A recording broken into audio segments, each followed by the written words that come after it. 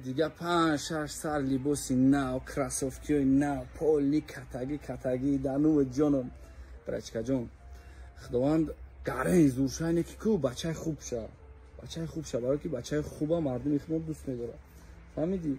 اکا ترمت کن اکا که نگود میکنه دیگه ای عروس ها میبینی و جیبروی من نگاه دارنه دیگه فرموی نو با نو ای فرموت مقل چی؟ کسیم بروکو مقل چی؟ پاپ شد همه چیز مقل چی؟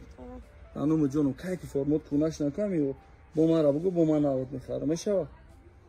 بیا بچه کن سا مادس مقل چی؟ چی خیلی فرم مقل تا بچه هم؟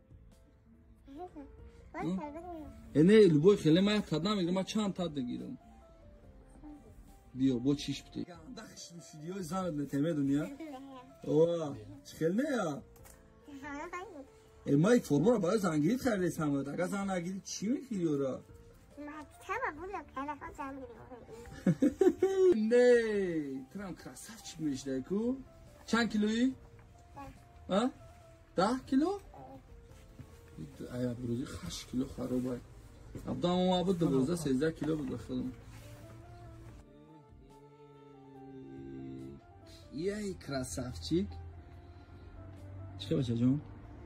مورک شوه ایزو نکشه کامیرا چخ که مردم بشناسد تو دم گنده نیستی او زنت نتیمه که بگیری زن نگیری او زنت نتیم او شوا این کلچت دا چیه که؟ این کلچت دا شمشیره یا؟ چی بخری؟ چی بخری؟ باید دار مویخری و می این یک فرمات گرین زیب دو داگیان زن که میگی زن عروس داری هم مرده گره چشمات مرمه کنی یک مرا داری